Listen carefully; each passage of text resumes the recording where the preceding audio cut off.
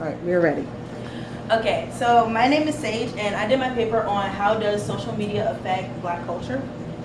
My thesis was, although there are both positives and negatives to Twitter and other forms of social media, there are more negative aspects to it. So due to prejudice behavior online, social media is detrimental for Black culture. So for my paper, I used social media and the movement of ideas. And I used it to kind of explain how, well, first and foremost, I used it to explain how social media was spread throughout the world and how it affected the world as a whole. And then I kind of narrowed in on the Black community itself, and kind of decided to focus on how there is a lot of colorism and racism that goes on platforms, especially Twitter. And how social media has basically created this image that needs to be upheld to a certain extent.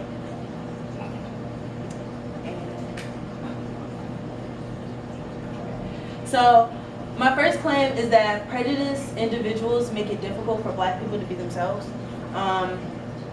By this, I was going off of what Kessler said in the social media document, that this was basically, with the spread of social media, this was basically the birth of the slim waist, fair skin concept. And this kind of makes it hard for Black women of like darker skin tones to be okay basically in their own body, because they feel as though they have to be a certain way, like they feel as though they have to be a certain shape, a certain size, look a certain way in order to be accepted in society. Black men can't go out and get formal jobs. You know how a lot of people have this perception that Black people are supposed to work certain jobs because of their skin tone, because of where the hair, basically the history, there we go, the history and all of that. So basically it's harder for people of color to get jobs that they really, really want in high-end society, in a high society environment, because of things like the past. And then I put Black Twitter on here. Black Twitter is basically this conception or this community on Twitter that shares both positive and negative aspects of Black culture, things like memes and all this other stuff. And basically there are a lot of people who will go on there just to spread like hateful things towards the Black community. So I wanted to emphasize that as well. Social media is being used to promote violence. And my first point on here was throwing up gang signs, or repping your set, as we call it. A lot of the times on social media, kids will come and they'll make videos and they'll throw up gang signs. And this can be seen as a very dangerous thing, because the wrong person may see it and then they may think that you're affiliated with this certain gang, and they come out and get you. So those are the types of things that you may see on social media, especially things like Instagram, because that's where the majority of people will post videos like that.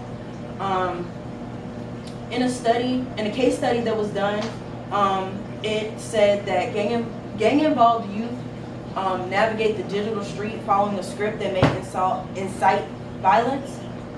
Basically, this means that they use social media to incite the violence by throwing up the gang signs. And youth violence, including bullying, gang violence, and self-directed violence, increasingly occurs in the online space, which also proves that social media has been basically this bubble that people use in order to promote more violence, because you'll see things like fights that are being posted and all this other stuff. And then my last point is that contagions are promoting the cycle of stereotypes in the community. And A study done by Allen and Thornton in 1992 stated that in order to stay in the in-group, individuals will hold the standards of the in-group to the highest degree.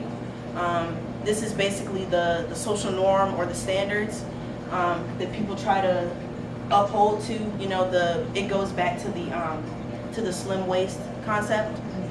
And then there are things that people use on Black Twitter called black tags, which are things, basically, you know, the hashtag Black people be like, or hashtag Black women be like, to kind of like, you know, to kind of highlight the things that are normal or the stereotypical things for Black people. And then I put examples of stereotypical memes up here, you know, the concept that Black people always have big lips, or the concept that all Black people don't have fathers, like all of their fathers are not in their lives, when this is not true for everybody. So my solutions for this would be to crack down on people doing the actions. I feel like social media is already, like they already have their own report systems, but a lot of them, especially on Instagram, are very faulty, because you may report something that doesn't get taken down, but it needs to be. So that needs to change. Limit access to social media. There are a lot of younger kids, like the age of the kids on social media now is getting younger and younger, and maybe it's better if we limit it to kind of get rid of the number of cyberbullying and prejudice and things like that, and use social media to promote positivity. So do more things to help uplift the Black community instead of tearing it down. There's a hashtag melanin poppin' that a lot of Black women use in order to promote their how they feel about their skin color and how they feel as though they are empowered no matter what their skin color is. And my conclusion was that the spread of social media has led to a massive amount of prejudice and insensitivity online towards the Black community. And then these are some of my definitions: black tags, Black Twitter, colorism, contagion, gang, melanin, racism, ruck and sack, and stereotype. And then these are my references.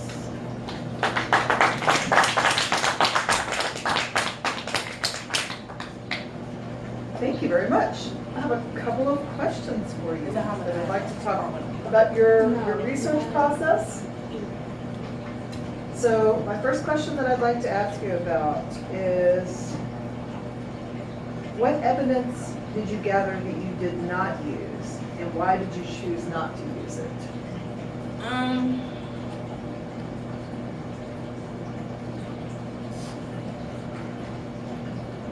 There wasn't a lot of evidence that I saw that I didn't use, because a lot of the sources, or rather all of the sources that I found or that I used, I took and I basically highlighted the main aspects of those, and those were enough to support my argument, because I used a lot of different ones.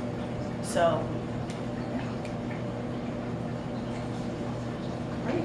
My next question for you then would be talking about kind of extending what you've done here with your work.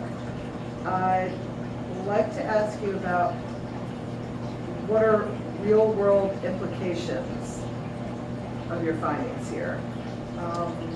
Influences on others' behaviors or decision-making processes. What are the implications to the community of what you've done? You can go back to your conclusions if you want to kind of talk about that. So some of the implications would be the concept of slim waist and fair skin. So that's kind of how, you know, like in the fashion industry and with modeling and stuff like that,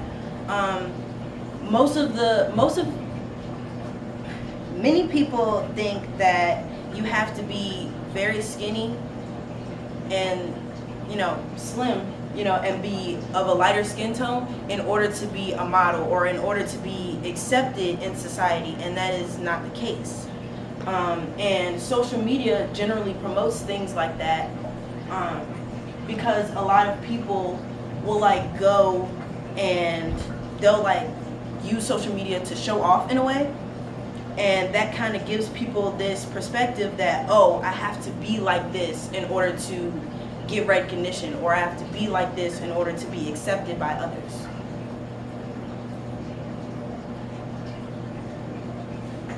So can you tie your conclusion to how your conclusion or your solutions would address that issue? So I really want to try to see if, so my solution about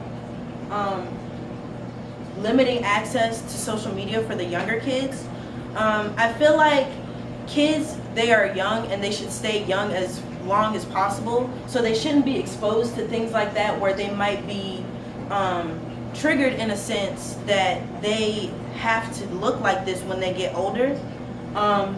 So instead of like using social media to kind of like show off, instead show more positivity, like use what you're showing off in a positive way, and don't make it seem like you're showing off, like, because it gives off the perception that you're being conceited in a way. Okay. Thank you.